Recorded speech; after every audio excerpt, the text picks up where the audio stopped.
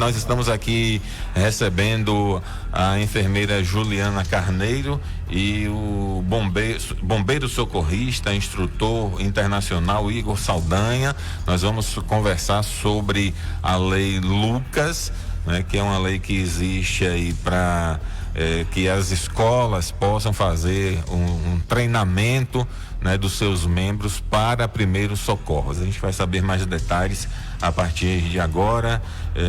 Enfermeira Juliana, seja bem-vinda aqui ao programa A Voz do Povo. Bom dia. Bom dia. Tá verde aqui? Tá ligado? Pronto. Bom dia. Certo. Igor Saldanha, seja bem-vindo aqui. Bastante experiência aí no currículo. Bombeiro socorrista, instrutor internacional. Conta um pouco pra gente como é que surgiu aí essa Lei Lucas, por que tem o nome referente a uma pessoa. Bom dia a todos, muito bom dia ao Cláudio Pinto, ao Rodrigo Moura, a todos que estão nos ouvindo nessa rádio líder de audiência 93 FM. Bom, vamos lá, a Lei Lucas, ela começou infelizmente por um óbito. O óbito de um aluno, de um filho, Lucas Zamorra, de 10 anos em São Paulo, dentro de uma atividade escolar. Ele acabou engasgando com um cachorro quente e a salsicha ficou presa, obstruindo a passagem de ar. E durante esse momento de asfixia desse garoto, nenhum professor, nenhum membro da escola, nenhum funcionário estava naquele momento capacitado, tinha o conhecimento em ação, em primeiros socorros, na manobra de desengasgo. Infelizmente esse aluno ele veio a óbito e eu costumo sempre falar, Rodrigo, Cláudio, os queridos ouvintes, que o conhecimento ele é libertador.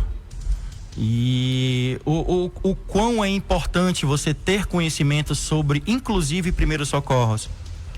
E essa mãe, a Alessandra, ela teve, juntamente com a tia, a irmã, um movimento, elas criaram um movimento, elas converteram aquela dor, elas viveram o luto, mas pegaram parte daquele luto e converteram em ação, criando um movimento, inicialmente na cidade, depois no estado, até chegar no nosso Senado, onde a Lei Lucas, ela foi criada, né? Ela foi sancionada, ela foi criada em outubro de 2018 e começou a entrar em vigor em abril de 2019.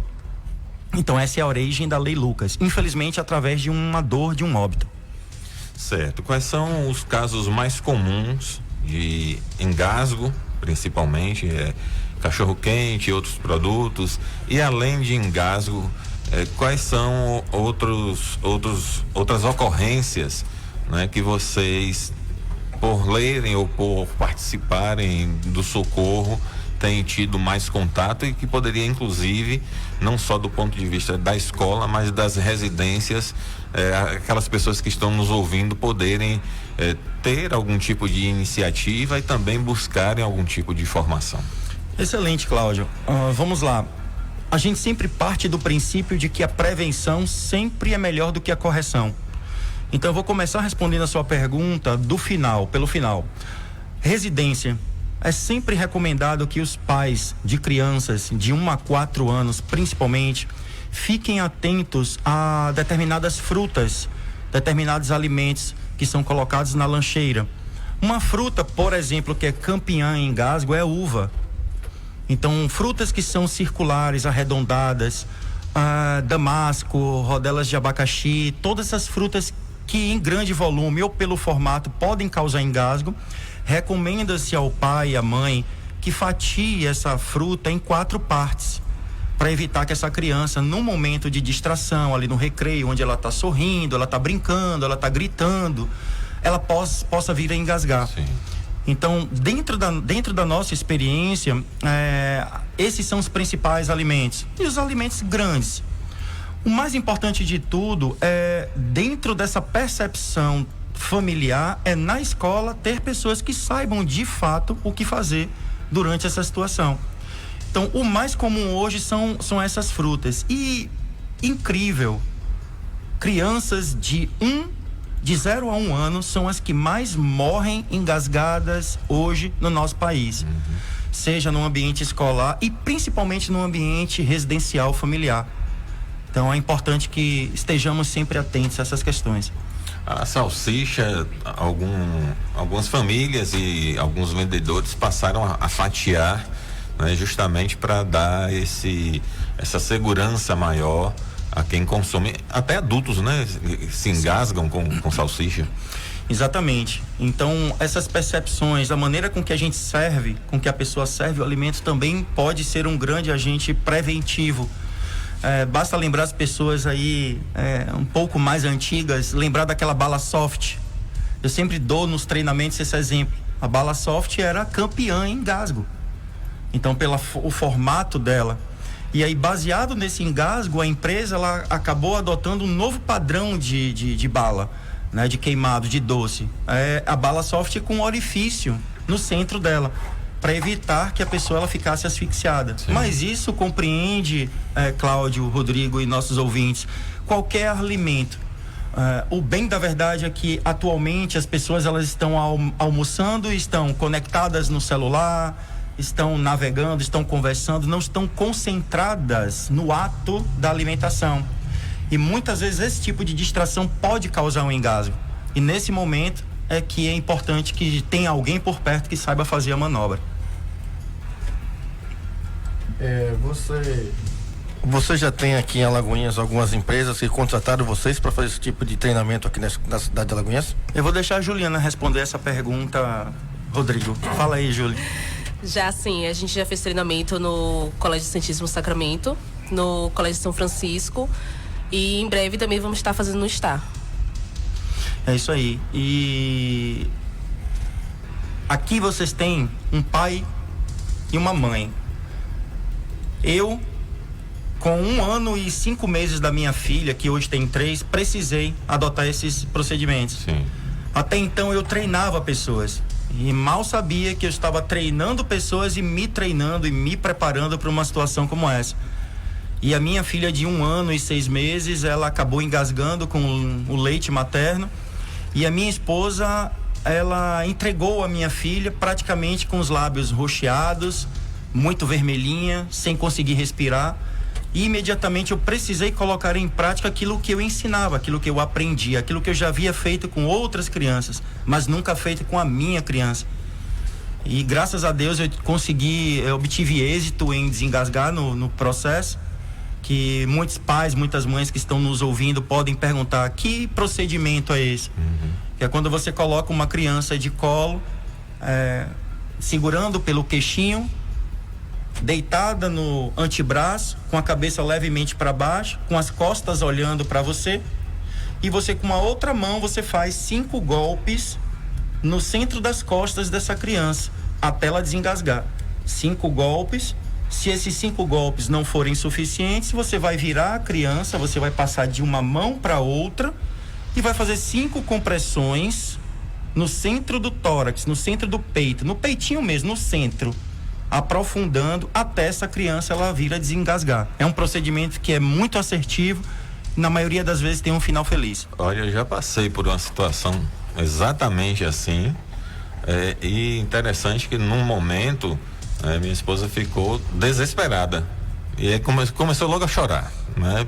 E aí não sabia o que fazer. A sorte foi que ela conseguiu me gritar. Eu ouvi um Cláudio diferente, de quem tá chorando, e aí quando cheguei ela olhou para mim e me perguntou o que é que eu faço, ela tá se engasgando.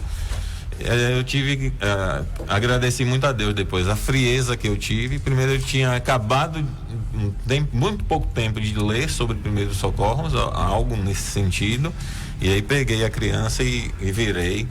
Na hora que eu virei, desengasgou.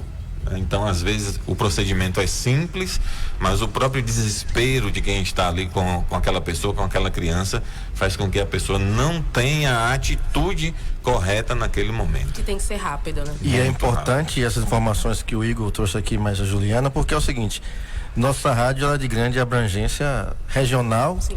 E até mundial por causa das redes sociais, das internet, então a tecnologia.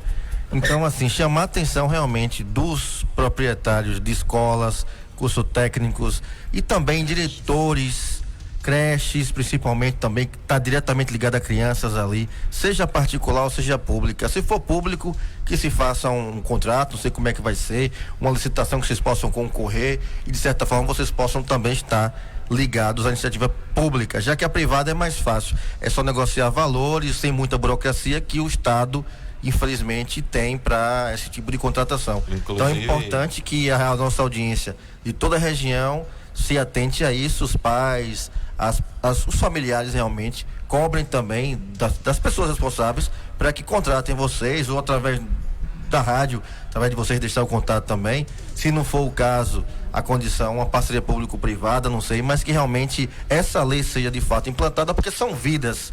E como é lei, tem que se cumprir. Então, que se cumpra da melhor forma, com profissionais gabaritados, capacitados, como aqui nós trouxemos hoje, vocês dois. Inclusive, Rodrigo, é interessante que o soldado bombeiro, o bombeiro socorrista Igor Saldanha e também a enfermeira Juliana Sena possam passar para a gente um pouco do que é que a empresa, né, a escola que contratar vocês vai receber como serviço, né? Qual é a parte que é mais o bombeiro quem passa, qual é a parte que é mais a enfermeira, essa coisa, doutora, de, por exemplo, dar medicação à criança, pelo costume, porque é a última tentativa que se pode fazer, se esse procedimento é correto ou não, como é que entra aí o serviço de emergência que em muitas cidades já temos, SAMU, tudo isso a gente gostaria que vocês explicassem para os nossos ouvintes e sobretudo para aquelas pessoas que são responsáveis por escolas, diretores, professores e proprietários de unidades escolares. Em relação à medicação, a gente não aconselha dar medicação à criança. A gente não sabe o que é que pode acontecer depois dessa medicação. Às vezes a pessoa está com febre, dá dipirona, mas a gente não sabe se aquela criança pode desenvolver uma alergia ou não e vir a complicar mais ainda. Sim. Então, na caixa de primeiros socorros que as instituições têm que ter, uma coisa que a gente tira são as medicações. Então, não medicar essa criança. Então, é justamente a gente olhar, treinar, né, essas pessoas, qualificar os funcionários e professores a olhar, ter o olhar e ver realmente o que está acontecendo. E o contrário, digamos que a criança saiu de casa, estava com febre, aí a família medicou em casa, uma medicação errada, e a consequência vai aparecer no momento que a criança está na escola, né? O que fazer diante de um acontecimento como esse? Bom, essa eu vou responder porque eu já vivenciei isso recentemente. Eu costumo sempre dizer, Cláudio, Rodrigo e todos os nossos ouvintes, que a melhor maneira de você avançar, descobrir, evoluir, conquistar é através de perguntas. Certo. Quando você sabe fazer perguntas, quando você sabe identificar algo e perguntar, você encontra a solução para praticamente tudo na vida. E aconteceu exatamente um caso desse, onde uma criança ela foi medicada, automedicada, digamos assim, né? Pelos próprios pais, e ela desenvolveu um processo alérgico e chegou na escola já com sinais e sintomas de alergia. E conversando com a coordenadora, com as professoras, elas vivenciaram algo novo e adotaram um procedimento correto, que foi imediatamente ligar para os pais e perguntar para eles o que vocês deram para a criança, que fez com que ela chegasse com esse quadro de febre e dessa maneira, porque ela não estava assim e não havia ainda ocorrido o intervalo. Certo. Então, baseado nessa pergunta, descartou logo qualquer possibilidade de infecção, isso, exatamente, pelo alimento. Exatamente. E aí ele meio que transferiu pressão, né? Fez a pergunta e identificou que o problema começou em casa. E aí essa criança ela foi encaminhada para o hospital, mas graças a Deus ela não teve nada de mais grave. Então, desenvolver o olhar, perceber. Eu costumo sempre dizer que quando a gente sai do modo automático, a gente visualiza coisas que estão ali ao nosso lado e que você nunca tinha prestado atenção. Sim. E esse olhar para com o ser humano se faz muito importante e necessário, ainda mais nesse mundo que nós estamos vivendo, com essa sociedade a qual nós estamos vivendo e estamos inseridos. Muito se fala de empatia e muito se fala que empatia é se colocar no lugar do outro. Eu digo que não. A verdadeira empatia é você olhar para o outro e saber que o outro tem o seu próprio olhar, tem a sua própria dor, tem a sua própria percepção. Então, quando você visualiza um problema em alguém, numa criança, você precisa entender o que essa criança de fato tem, o que ela está sentindo, o que eu devo fazer.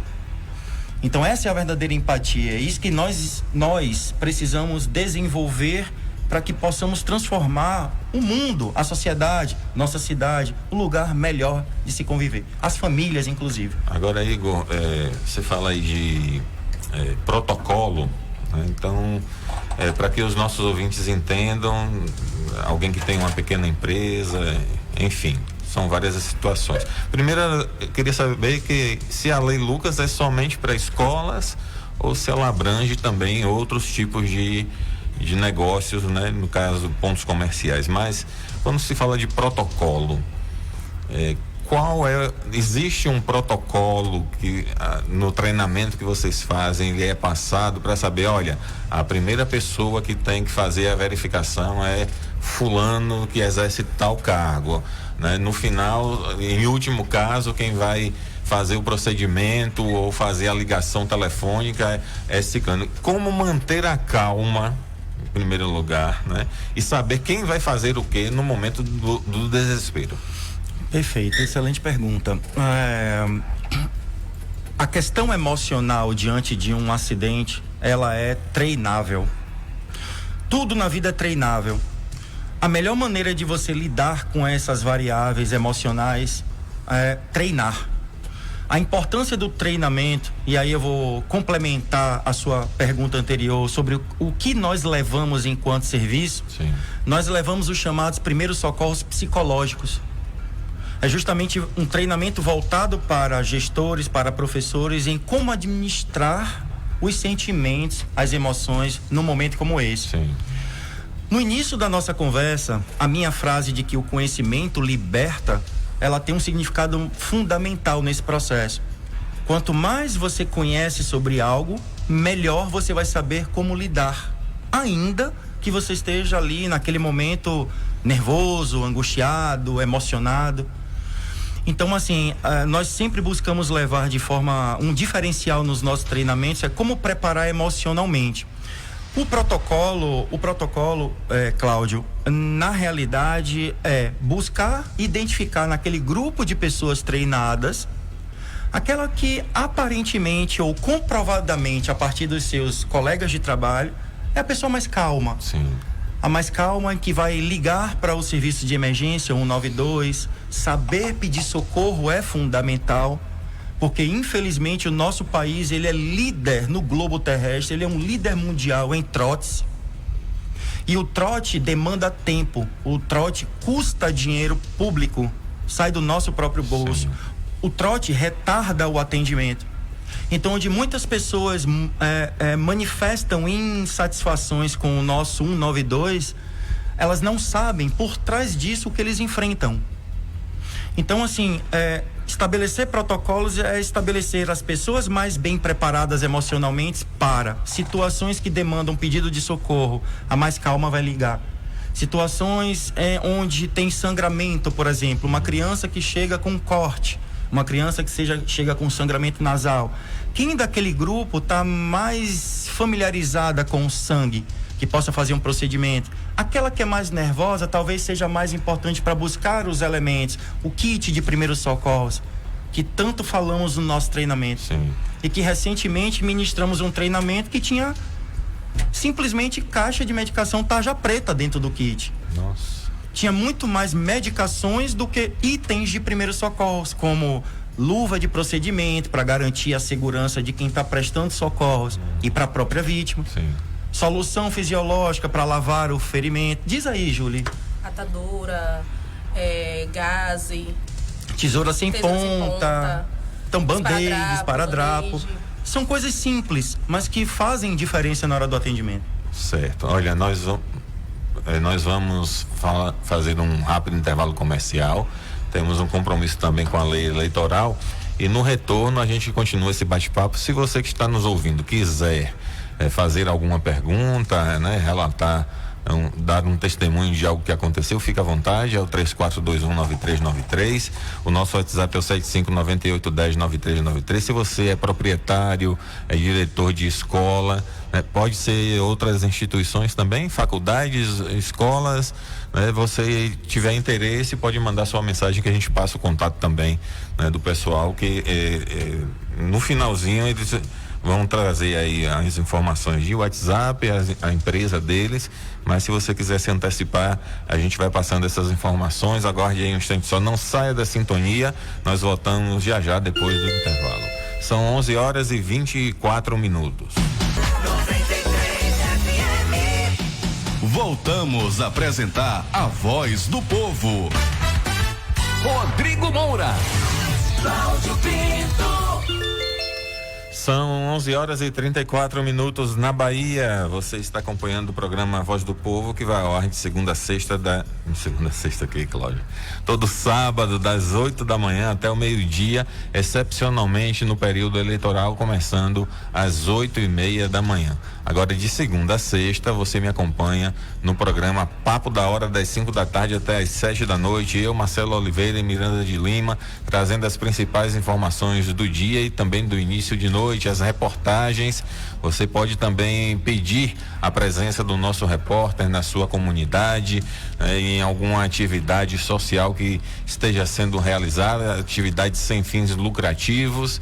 Então você pode fazer o programa junto com a gente, né? Nós estamos aqui recebendo o Igor Saldanha, que é bombeiro socorrista, instrutor internacional, e a Juliana Sena, que é enfermeira. Estamos falando aqui sobre a Lei Lucas, a Lei de Primeiros Socorros, que é uma obrigatoriedade nas escolas brasileiras, mas a gente sabe que temos sempre aquele tempo de diálogo, de conversa e implementação gradativa até que se exija mesmo que todos tenham. Enquanto não vem a exigência de que todos tenham treinamento, você que é proprietário de escola, você que é diretor, diretora de escola, pode também fazer aí este trabalho, se antecipando e resguardando aí as suas crianças. Você que trabalha com creche, né, porque o período, conforme o Saldanha disse aqui, de maior acidentes de trabalho, né, ocorrências com crianças, acontece de 0 a 1 ano de idade, né? A criança, quanto menor, mais riscos está correndo. Eu quero fazer uma pergunta, porque Igor e Juliana, a gente tem hoje algumas escolas que fazem atendimento especializado, né? Daquilo que a gente chama de necessidade especial, né? Algumas pessoas chamam de deficiência.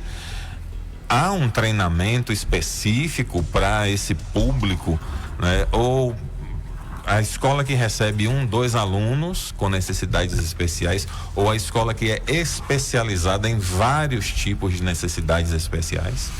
Bom, bacana.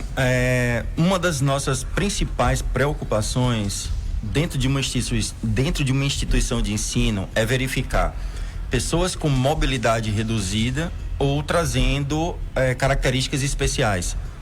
Então, quando pontuamos, quando levantamos esses dados, nós sempre buscamos orientar os professores, orientar os coordenadores. Chamamos, inclusive, Cláudio, os próprios pais para oferecer esse treinamento para eles, voltado para essas crianças. Então, na grande maioria das características especiais, o procedimento é o mesmo. Não tem nada de diferente nisso. Certo. É mesmo a percepção da prevenção. Nós chamamos esses pais justamente para buscar identificar pontos de riscos que podem levar essa criança com características especiais a um engasgo, por exemplo. Certo. Que foi o exemplo das frutas, de como fazer a organização do lanche, da merenda escolar, de uma maneira com que essa criança não venha engasgar. Certo. Agora vocês têm também situações mais coletivas, por exemplo, tem um incêndio na escola, tem que ter uma evacuação, vocês fazem esse tipo de treinamento. Eu, inclusive, Rodrigo, tem um conhecido que diz que na plataforma ele trabalhava embarcado, na plataforma que ele trabalhava, a empresa resolveu fazer um treinamento, né? E houve muita resistência do grupo, das pessoas que estavam trabalhando, porque eles achavam que era muito seguro, que nunca tinha acontecido nada e que assim seguiria. E aí os responsáveis pelo treinamento foram com muita paciência ali conversando, convencendo, olha, acidente é uma coisa que a gente não prevê, então na hora todo mundo tem que saber. E aí fizeram a primeira simulação, né? Quem vai correr por onde, quem vai pelo corredor A, pelo corredor B, pelo corredor C. Fizeram treinamento várias vezes e aí um dia de madrugada, sem que ninguém esperasse, a sirene tocou. E aí levantou todo mundo e foi gente se batendo, não sabia qual corredor que tinha que ir. E o treinamento, essa parte do treinamento foi justamente para mostrar a necessidade de que aquele treinamento existisse, porque na hora do pânico, do desespero, né, a pessoa está dormindo, acordar assustada com aquela sirene tocando, muitos erros aconteceram e a partir dali eles foram revendo, né, a realidade, a prática para poder melhorar aquela evacuação. Você falou, Cláudio, de trabalho offshore, né? Que é quem trabalha embarcado. Mas assim, eu também sou técnico de segurança do trabalho e meio ambiente. E na época que eu trabalhei na empresa aqui na indústria, eu também fui da CIPA, que é Comissão Interna de Prevenção de Acidentes. E nós tínhamos lá, por parte de alguns colaboradores, uma resistência muito grande aos treinamentos, justamente por causa disso aí, para prevenção. Mas às vezes acontece uma situação dessa e realmente, na maioria das vezes do que acontece, seja onshore, offshore, fica essa situação de se batendo e depois ainda joga a responsabilidade para os profissionais. Sim. Entendeu? Porque eles não admitem usar um EPI corretamente, fazer o procedimento corretamente, questiona os profissionais. Aqui nós temos dois, um bombeiro e um enfermeiro. Mas não é assim, mas não é assado. Nós temos essa cultura de fazer isso, fazer assim, vocês querem mudar, não é assim. Mas realmente a intenção aqui é a prevenção, remediar antes de acontecer e não esperar de fato acontecer para ver o que realmente nós vemos aí, muita coisa errada, equivocada, e depois a cobrança também equivocada pelos responsáveis. Nessas situações mais coletivas, o que é que tem no treinamento de vocês? A própria formação em brigada de emergência, que é o que hoje estamos realizando numa faculdade aqui em Alagoinhas. Pedimos licença para estar aqui com vocês hoje, mas esse trabalho é um trabalho onde visa a capacitação em primeiros socorros, combate a incêndio e plano de emergência, plano de fuga. Sim. Em 2019 estivemos aqui treinando uma instituição privada e dentro desse treinamento entramos numa turma de sexto ano, a antiga quinta série. E fizemos lá uma simulação com essas crianças de como fazer a evacuação de forma correta da sala até a saída da instituição. Então trabalhamos em várias faixas etárias. Então fazemos a formação de brigada de emergência conforme a NBR, conforme lei, e trabalhamos também na brigada Mirim, onde levamos esse conhecimento para as crianças nas instituições e até para dentro de casa, porque é muito comum crianças fora do nosso país saberem como prestar socorro, saberem como solicitar socorro. Sim. E as nossas, infelizmente, esse conhecimento ainda não chegou, ou chegou de forma muito pouca, muito ínfima. E eu sempre levo dentro dos treinamentos o seguinte: numa situação de parada cardiorrespiratória, o que uma criança de 6, 7 anos ela pode fazer?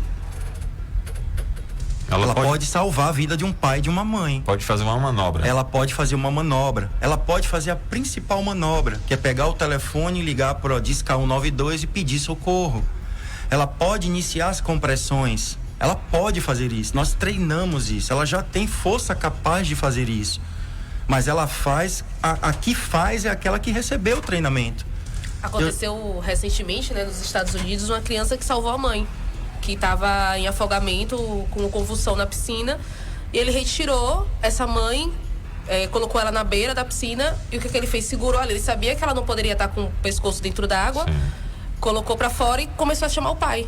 Então ele salvou a mãe. Detalhe. A segunda vez, né? Exato. Porque a primeira ela também teve e ele conseguiu ligar e o socorro chegou. Os Estados Unidos são uma referência, né? Nesse tipo de treinamento. Estados Unidos, Japão, alguns da Europa também. E por que não Brasil? Sim. Por que essa cultura de estar sempre com aquele sentimento de estar atrasado? Vocês encontram muita resistência nas escolas, assim, por parte dos professores ou de algum grupo em especial? Olha, é excelente essa sua pergunta, porque para nossa alegria, aqui em Alagoinhas, não encontramos resistência nenhuma. Lá na cidade, lá no centro, em Salvador, a gente tem encontrado resistência. E nós utilizamos uma das vertentes mais fortes que nós temos, que é o viés emocional. Então nós vamos pelo viés emocional para sensibilizar. Porque olha que coisa curiosa. Se eu sou pai, mãe, e tenho um filho que para mim é o meu bem mais precioso, e eu levo esse filho para a escola, é óbvio que eu quero voltar para buscá-lo bem. É o meu bem mais precioso. Claro. E quando eu levo esse meu filho, eu quero que na escola as pessoas estejam capacitadas. E muitos pais hoje já estão utilizando esse conhecimento da Lei Lucas como um condicionante para matricular o seu aluno. Eles já estão perguntando. Isso. Vocês têm um curso de primeiros socorros para professores? A Lei Lucas aqui já está acontecendo? Aí, não, então infelizmente eu não matriculo. Então, ao final dos treinamentos, vocês vão emitir um certificado para essas escolas, com base em qual legislação que esse certificado ele é emitido? Em termos, a Lei Lucas, obviamente, mas tem algum padrão de qualidade nacional, internacional? Não, a lei federal, ela ainda está passível de muitas alterações. Sim. Então, determinar, por exemplo, carga horária, ainda a lei federal ainda não traz uma carga horária pré-estabelecida. Então, nós estamos indo baseado no que muitas instituições do nosso país estão adotando, que é o treinamento de 4 horas. Mas já está se falando em treinamento de 8, de 16 horas, tamanha a importância. Por enquanto, não existe de maneira normatizada uma obrigatoriedade em questão de padrão, se nacional ou internacional. Sim. O importante é levar para a instituição um treinamento que esteja de acordo com as principais causas de acidentes numa escola: engasgo, queda, luxação, uma avulsão dentária. Então, olha que coisa interessante. Nós ensinamos que uma criança, quando cai e tem uma avulsão, uma queda do dente, nós ensinamos os professores a maneira como pegar esse dente. E mais do que isso, onde armazenar, por quanto tempo, até essa criança chegar num dentista. Então, tudo é muito voltado para os casos mais comuns de acidentes em escolas. Então, hoje a nossa padronização, hoje a gente chama de padrão ouro, que é o padrão do atendimento, como ligar, o que fazer, como proteger essa vítima até a chegada do socorro especializado. E mais do que isso, levar o apoio emocional para os professores, diretores e principalmente para os pais. Esse treinamento que vocês oferecem, ele tem fases, e também de quanto em quanto tempo as escolas precisam retomar o treinamento?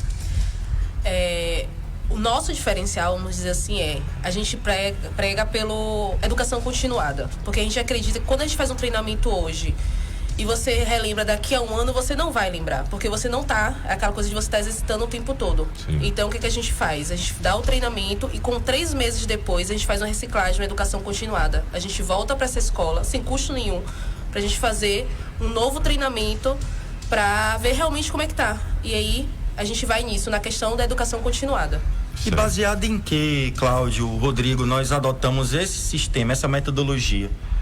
Porque carregamos dentro de nós uma certeza científica de que a mãe do aprendizado chama-se repetição. Quanto mais você repete algo, mais você aprende, mais se consolida.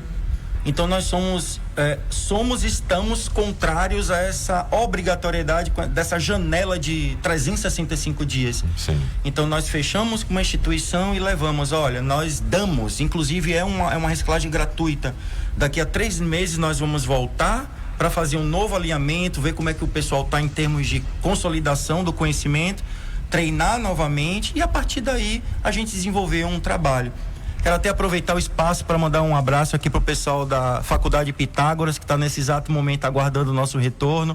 Nós estamos numa formação de brigadistas, o Colégio São Francisco. Então, um beijo a todos no coração. Já a gente está de volta, gente. Certo. Olha, a conversa renderia mais, muito mais, mas nós já estamos chegando ao final do programa. Vem aí também o horário eleitoral. Eu quero agradecer a presença de vocês dois aqui, do Igor Saldanha, que é bombeiro socorrista, da Juliana Sena, que é enfermeira. Parabenizar pelo trabalho e deixar vocês aí à vontade para informar os contatos, WhatsApp, Instagram e outros que vocês tenham. Beleza, nossa empresa é a Fire Consultoria e Treinamentos, pessoal. Nós estamos em Salvador, mas estamos aqui em toda a região. Atendemos a todo o estado da Bahia, inclusive fora do estado. Nosso contato é o 719-9630-8535. Contato via WhatsApp, 99630-8535. O meu Instagram é o Igor Saldanha 1. Vai, Júlia, passa o seu contato, seu Instagram aí agora. Meu contato 71-9389-1010 e Instagram Juliana Sena Enfer. Ok, e já fizemos um acordo aqui, viu? Você que nos ouve agora, na semana que vem, a partir de segunda-feira, vamos estar colocando no ar uma espécie de uma bolsa, né? Um treinamento gratuito para uma escola pública, tá? Então a gente vai passar tudo isso no programa Papo da Hora. Pode falar. Ou creche. Ou creche, uma escola, uma creche ou uma escola, mas tem que ser do setor público devido às dificuldades de licitação, né? Uma regulamentação toda diferente. A empresa privada pode dizer sim ou não na mesma hora, fazer a negociação, mas a gente vai colocar no ar, no programa Papo da Hora, este curso gratuito para uma escola ou para uma creche do setor público. Muito obrigado pela presença de vocês, sucesso aí para a empresa e nesse treinamento aí que vocês vão, com fé em Deus, alcançar muitos e muitos municípios. Nós que agradecemos a oportunidade, fiquem com Deus. Obrigada. Obrigado.